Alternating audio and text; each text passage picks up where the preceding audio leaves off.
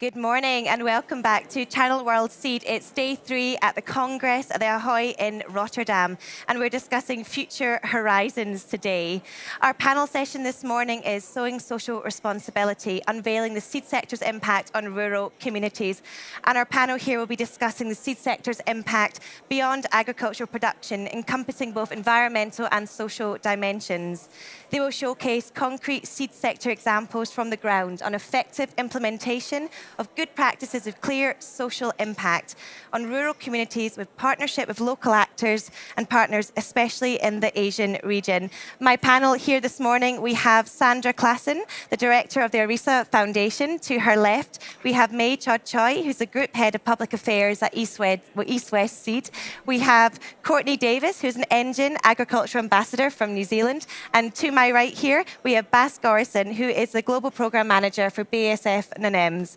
So I'm going to begin by coming to each of you to ask you to introduce yourself and your organisation and your interest in today's conversation. Baz, I'm going to start with you on that. Yeah, sure. Thank you very much. Yeah, I'm the program manager for the sustainability program of BASF Nunhems. That's the vegetable seeds business of BASF. And in my role as sustainability program manager, together with the leadership team, we set our vision, our direction for the future, and we try to achieve that through working on different projects all over the globe. One of those projects is WISH. We will come back to that in a minute. And we have many more going on. Yeah, this is really an interesting topic. It really grew on me when I started 8 years in this organization as a project manager for production, visiting our social engagement activities when I was traveling the globe, and yeah, since the last 4 years being responsible for sustainability. Thank you so much, Baz. And May, I'll come to you next. Hi, my name is Chodchoey. I'm from East West Seed. My current role is Group Head Public Affairs, and I just joined East West Seed from September 2000 last year until now. So East West Seed is the global vegetable seed company. We work with the farmers around the world, and we create the impact to 23 million farmers around the world. I would say that our mission is very clear, that we would like to make sure that farmers are having good life. So that this topic is close to my mind, also to my heart, I would say. That I think we are in the vegetable seed production, we hold a big accountability and responsibility to the farmers. When I say farmers, I mean also farmers who use our seeds and the farmers who help producing our seeds. So I think our job is touched pretty much on the ground to create a real impact. And I think later we can come back on how our India team has done such a great job creating an impact to the society in India on the child labor. Thank you. And I look forward to getting into that in the next part of the session. And Sandra, can I come to you next? Yes, of course. My name is Sandra Claassen. I work at Arisa, which is a civil society organization here in the Netherlands. And we focus very much on the issue of human rights, labor rights in international supply chains. We work on different supply chains, garment, natural stone, leather, and also vegetable seeds, specifically in India. And together with Indian and other South Asian civil society organizations and trade unions, we do research, and we do reviews with companies, and we have also advocacy efforts. But the last 5 years, we have been also involved in collaborative projects with companies, and that is why I'm here. So in the last 20 years, we have produced several researches on child labor and wage issues in the vegetable seed sector in India, and that has given us like a platform also to get in touch and to enter into dialogue with companies. So happy to be here and to exchange information and experience. Thank you so much, Sandra. And last but not least, Courtney. Thank you very much. Good morning, good evening to everyone watching on Channel World Seed. My name is Courtney Davies. I'm based in New Zealand. Before I introduce myself, I just want to acknowledge Claire as a moderator and our panel, and of course ISF for having this social responsibility panel here this morning at the World Seed Congress. My background is in microbiology, and I also have my MBA. I'm passionate about representing young people. I've had the privilege to work with over 30,000 youth across Africa, the Middle East and New Zealand around environmental sustainability, around the marine environment and around livestock opportunities. I'm currently representing representing NGIN at ISF. So NGIN is the Next Gen Agriculture Impact Network, and there's 15 of our ambassadors here from across the globe here just to be involved in the seed conversation. So I'm really looking forward to shedding a bit of light through my work in education on these ideas of social responsibility, introducing some concepts around social washing, greenwashing, youth washing, and just coming at it from a lived experience. So really privileged to be here. Thank you. Thank you so much, Courtney. And I'm going to start off by, we've heard it mentioned a couple of times, some of the work that's happening in India. Can we talk a little bit about the WISH project? And for those who don't know about it, can you introduce it, Baz, to everybody, please? Yes, please. I'm very happy to. No, WISH stands for Wage Improvement in Seeds Hybrids. And this was a project initiated around 2019 by Syngenta, BASF, and Arisa. It is funded by the Dutch government, by RVO. And as of 2020, 2021, we really kicked it off. And the project is about two parts. The first part is really about finding out what is the root cause of minimum wage compliance, minimum wage not coming up at the laborers, and the connection to child labor. How can we prevent child labor with minimum wages? And in the first project, Project A, we've really focused on what are the root causes. And together with NGOs in India, where we also collaborated with, we did research on the production areas in Maharashtra and Karnataka for vegetable seeds. But not just focusing on the vegetable seed supply chain, like the growers, the laborers, the seed companies, the labor organizers, but also involving schools, involving the community to see what are the root causes and how can we really make a difference. And now we're at Project B. We just started with this. That runs for another 1.5 years. And what we also see is that this is not a project that one or two seed companies can drive by themselves to make a difference. This is something where we really have to collaborate also with other seed companies. And Project B is really about making a change, making a difference with tangible actions. And we want to involve other seed companies there as well. Earlier this year, we were in India. We have now more seed companies willing to join. And from there, we will be working on some actions for the next 18 months. And I look forward to hearing more about the impact that you've had over the last few years. Can I ask, May, what's your involvement been with the WISH project? Yes, first of all, I would like to give credit to my colleague, Ananda, and ISF Seed India team. I think they have done a great job. But before I go into the activity, I just would like to give the key highlights that I have received from the report of International Labour Organization. I believe it or not that currently we still have around. The report was done in 2020 recently. So child labor around the world is that not involved in the hazardous work is accountable for 81 million. Okay, and if we if we think about the proportion, 70% of all is in the agriculture sector. And that's why I say that this is the topic that should be close to our heart in vegetable seed production.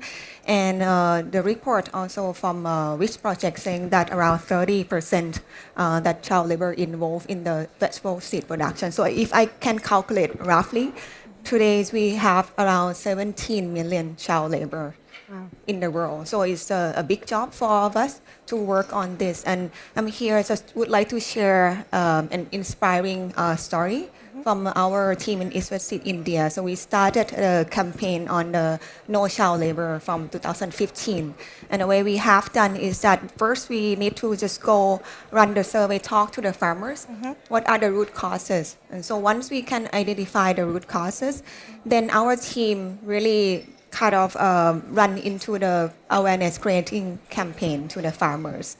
And eventually, according to the root cause, one of that is, I would say that child labor, when we see as an issue, is the top of the pyramid, right? So it's already shown that something we must be doing or supporting the farmers from the bottom of the pyramid. And that's part of the root cause is that one of that is around wages to the farmers. If you talk to the farmers why we have child labor nowadays, it's not about the wages that they can gain from the child labor, but it's just because their parents cannot afford to send the child to school. And when we go through that study, our team also further investigate into the the facilities at the school, and our team found that how can we make the schools have a better facilities for the kids so that the kids can be happy also at the school, and all of that come into the actions that our team set a plan to tackle into each issue, right? So of course we created awareness, coach the farmers, come in. Also, even our team talked to the activists to really somehow you need to understand that is relate to the tradition as well, right? The culture, the tradition. Yeah. So it takes time also for our team to really take an effort and call the allies to fight with this and make everyone understand. And then in 2018, then that's how we start to do the CSR program. And since then, we still continue our program. And last year also, we launched our ISF Seed Code of Conduct, and we really put this really high in our agenda that we cannot tolerate child labor and also forced labor. And we train all the employees, especially the seed production team, that they need to work with the growers. We also put it clearly that, if you go to the fields and you see such case happen, please report to our sustainability group and also group head HR so that we can take as a record and see what we can do together. And I think also in India, we are part of the ECHO, established in December 2019. So right after our campaign was, achieved successfully. So ISF Seed, along with other multinational companies, we set a group called ECHO, Enabling Child and Health for Seed organizations. Okay. So this group still exists and present there. I would say that India is one example, but please use as the example also that perhaps can apply into more countries, because when I look into the International Labour Organization report, the number is still quite high, and that's why of course from ISF Seed, and I feel that we can collaborate with more seed companies. I would just like to highlight one more thing why we need to collaborate, because when we work, when we produce seeds, right, we have two types of farmers. One is the direct contact farmers, and also another type is seed producers. Mm-hmm. Seed producers, they have more power also in a way that they work with more than one seed companies. So imagine if all together we align in the way that we set the wedges, mm-hmm. and the way that we say no to child laborers, the impact is huge when we talk to such a partner. So I'm here also to call for alliance and collaboration to fight against the child labor and make sure that we comply with the minimum wages of the local country. Thank you so much, May, for sharing some of those wider examples with everybody. Sandra, I'm going to come up to you, and something that May obviously pointed out there, 17 million children in child labour. I mean, that's a really shocking figure for us to be hearing. You've worked for 20 years on specifically child labour.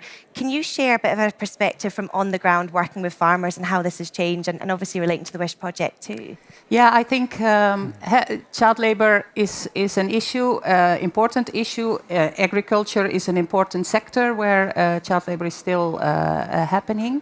I think the stories that were told here already also show that it's very important to have a community approach, like an area-based approach, because you can imagine when you have as a company a policy to eradicate children from your supply chain, from your farms, this child will not automatically go to school. And so the child labor can be moved to another company, another farm, or another sector. So in that sense, it's very important, in our view, to involve all stakeholders that are at community level. So what May was also saying, the teachers, the schools, the local government, community leaders, school management committees, parents, of course, because social norms have to be changed to really address it. But you also see that child labor is very much related to other issues, like the wage issue. That when people do not earn at least minimum wages and preferably living wages, it's not, you will not solve the issue of child labor either. So, and then you have to take into account that you have the growers, the seed growers, but you also have the laborers that work in seed production to do the cross-pollination, etc. And there you have a number of issues related to wages, and you have other issues related to health, sanitation, gender aspects, and also, for example, in India, caste discrimination, which is also an important topic. So yes, I think also for the wage part, it's very important to involve civil society organizations in the communities, in the regions, because they know what is happening. They hear the stories from laborers, from the farmers, and that are stories that you as a seed company not always will hear, because you also will hear the politically correct stories, because growers and also laborers depend also on you for the work and for the income. So I think in that sense it's really important to have a multi-stakeholder approach, so to say. Yeah, thank you. And I'm going to come to you, Courtney, next, because obviously we're having a conversation about social responsibility, but it's not just about developing countries, is it? And has it slipped off the agenda, would you say, has the conversation been slightly more towards climate change in, for example, New Zealand and other developed countries? It'd be quite interesting to hear that perspective. Absolutely, and I think I'll just start by prefacing this with the idea that both social responsibility and environmental responsibility, these ideas we heard from Naomi Stevens yesterday about all these three-letter acronyms that we're throwing around, our CRS, our ESGs, our PPPs, all the different letters, I think it can be almost this acronym washing, just to throw in another type of washing, and they're not mutually exclusive. These are ideas that can be intertwined, and I like to think of it as a more comparison of a seesaw approach. And at the moment in developed countries such as New Zealand and such as the OECD, we're seeing a lot of tilt towards environmental sustainability. I wonder if that's perhaps because it can be quantified, we can put a price on environmental sustainability, we talk about carbon credits, we talk about offsetting, and I think that's quite, I'm going to say, trendy at the moment, and I think it's good for companies. They have some sort of obligation, but it can also be a profitable exercise. And then I bring this idea back of people, profit, planet. How can we start to balance that seesaw, and learning more about the WISH project and seeing the integration of really like understanding and underlying human rights, and how we can start to balance that seesaw up a little bit more, so we have environmental sustainability and environmental responsibility on the same plane as social responsibility. But as we start to move that seesaw, we need to make sure that we're not taking resources away from one to give to the other. How can we help to really increase both of them? And something that Baz mentioned earlier is all about collaboration, and collaboration is crucial. So making sure that we're not taking things away, that we are still putting effort into our social responsibility obligations as well as our environmental, making sure that we can still be profitable with a lot of our private organisations, and that's something that we've been seeing in New Zealand. A recent report came out from the Asia Pacific Economic Corporation that said that New Zealand was one of the leading economies in CSR throughout the Asia Pacific, and that made me think, someone being from New Zealand and seeing this day-to-day, we are doing really well in social responsibility. We do have a higher lens on environmental sustainability, but at the end of the day, we need people, we need social responsibility, we need human rights, we need basic fundamental human rights that May was talking about and alluding to earlier, in order to actually progress our environment forward and to be able to progress our profit forward. So it's all a bit of a balancing act, and hopefully we can continue our discussions around that. I think it's very refreshing. I'm going to have to pull out some of the phrases you said there. You talked about earlier in your introduction, youth washing, greenwashing, social washing, acronym washing, I think you were saying. I think that is something that we're all very aware of when it talks about having these quite emotive conversations around social responsibility. And Baz, I guess just to pick up from some of the things that Courtney said, how do we ensure with projects like WISH that we are ensuring there is that legacy impact, that it isn't just something which is, I guess, ticking a box, so to speak? How do we ensure that?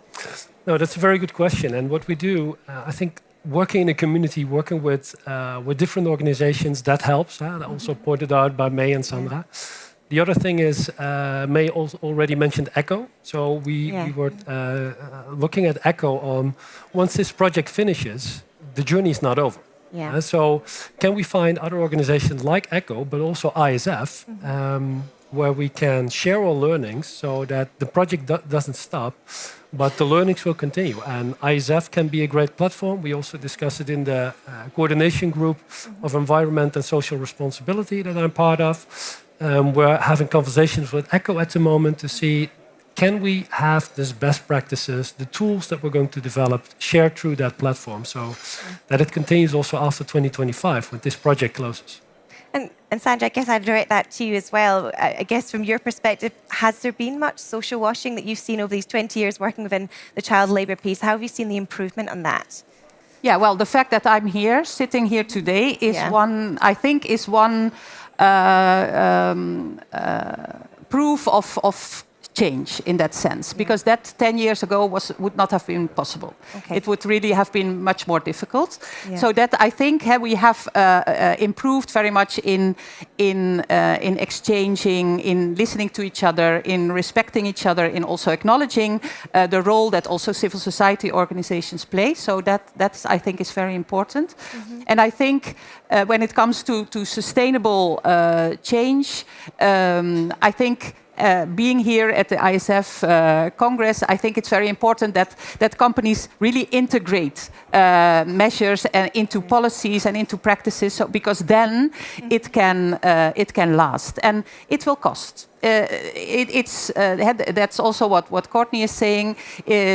Things that social responsibility is not there just one click away. It needs investment, both financially, but also in policy, in involving and engaging with people, with other organizations.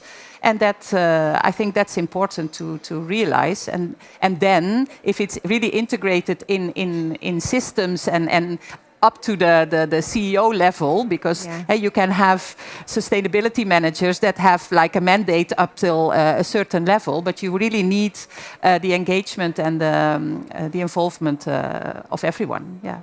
And I guess, Courtney, listening on to that as well, what would you like to see that would give you confidence that companies are taking social responsibility seriously? What would you say? And when I think about social responsibility, I really bring it back to a youth perspective. It's such a broad term. We can encompass so many different topics. But from a youth perspective, we've talked a lot about walking the talk throughout panels this week, throughout the Congress. And I'd just like to see companies, leaders actually taking young people on board, taking emerging leaders on board. In my own experience, it's been quite difficult in New Zealand to be able to find opportunities and find roles because people are wanting established leaders. We know that approximately 1 billion of our 8 billion population are youth under the age of 25. It's around 16%. I'd like to see representation on our panels, and I know that some of our audience might be thinking, what do 20, 21-year-old fresh graduates know about global trade, seed biotechnology, some of these really big conversations? But our youth are curious. We've seen that through the majority of our panels. The young people are asking questions. They want to learn, they want to know more, and I think that we can have positive attitudes and we can put ourselves forward, but at the end of the day that doesn't pay the bills.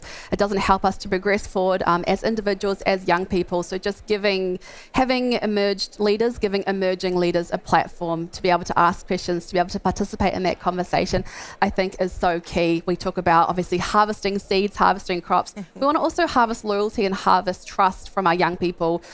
We have different views, we have different ideas, so just giving people a chance. And I've had opportunities over the years to speak on panels, which is always a massive privilege to be able to represent such a large youth voice.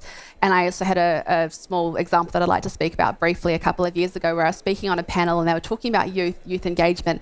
And shortly after, I actually applied for a job at that company, and it was given to an older established professional, which I think is quite ironic in that we're talking about young people, and that's a prime example of youth washing that I think that societies need to steer away from a little bit when you're wanting youth to fill these roles and you're wondering where the young people are, but you're not giving them space. We're curious, we're here, we just want an opportunity to prove ourselves. Thank you so much for sharing, Courtney. May, I'm going to come to you in some of the comments you were making earlier about the wider examples that are happening around some of the good practices, the successes that we're seeing on the ground. Can you share a little bit more about that? Well, the impact on the ground that I have shared is an example from India and also in other countries. I have learned also from Marianne that we have done that in the Philippines, where we also give the scholarship to the children of our growers. Okay. Another thing that I would like to highlight, I pretty much agree with Bas that ISF has a role also to play and to call the awareness from all the members. And I think ISF has already a position on child labor. Okay. And I think in the regional level also, I know that APSA also has a child labor position. And I think that this is something that also would like to resonate what Sandra shared and also say what Courtney, to make it as a real impact on the ground is very important, and the company need to really put in the policy. At least it's always on top of the employees' mind that not just only that we.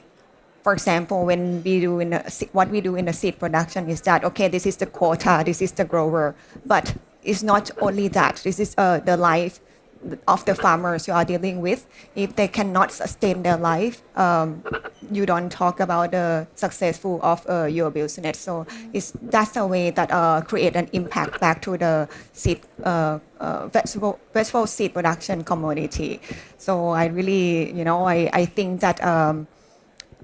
I believe that most companies are already aware of this, but if any companies do not yet have a clear policy or the instruction in place, or even train the employees to be aware of this, I would like to encourage that we together really need to put this effort, because the number is quite, I would say that shocking to me. And though, like Sandra has said that the trend has been already decreased, but still, I think there's the gaps and the rooms that we need to play a lot, especially taking that we all from the seed sector. Thank you. And Sandra, you obviously have said there's been a change in the last 10 years. You're sitting here on this panel today. But what would you say is that the sort of next thing that you want to see to really enhance what the seed industry is doing in terms of enhancing its social responsibility? What's the next thing you want to see?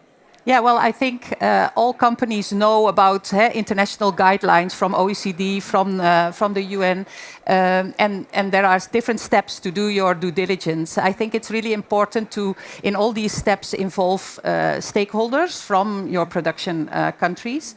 And what we see is that organization and strengthening these organizations of farmers, but also of agricultural laborers, that is still, there's still a lot to do there. Because I think in many countries, there's a lack of organization of agricultural workers, but also of farmers. So they are not in a strong position to really claim their rights. And I think that is also a role for companies to support that, and had to support agricultural workers' unions, etc. So I think there is still a lot to do, but steps are being taken. So hopefully that will continue in the coming years. Yeah. And Baz, just listening on to that as well, what sort of points do you take on board, and what's the next steps for the WISH project? Yeah, so what's important, I think, also to mention that this is not just a voluntary project. It comes at a cost. Like Sandra was also pointing out, for next year, we're also already increasing our production cost. But also, it needs to be part of your organization. And also for the other companies to join, we want them to make a plan for the future on how do you make sure that the minimum wage ends up in the pockets of the laborers. Yeah. And that is not just an easy exercise. This is not a project that stops in a couple of years. This takes years to grow into that. And we are making this part of our policies. We are making this part of our future plans. And for the companies to join, we also ask them to make this part of their plan. Like Sandra was pointing out, it has to be part of your way of working. That's what we're trying to do, and you have to involve the local community. And that's what we're also doing for the project. We have NGOs doing the capacity building part in Maharashtra and Karnataka to make it different on the ground as well. Well, we've kept to time perfectly today, so I am going to finish there and just summarise this. But thank you so much all for joining today and sharing the collaborative efforts of all of you on the ground. And Courtney, thank you so much for sharing your perspective and angles today as well. Can we just thank the panel in the usual fashion, please? Thank you. Thank you.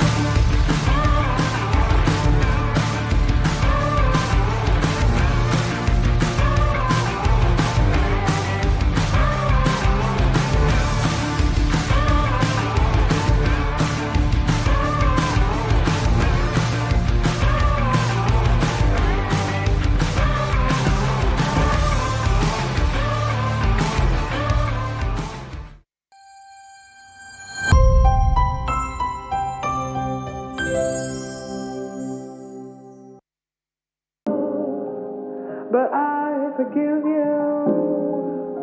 I give into you.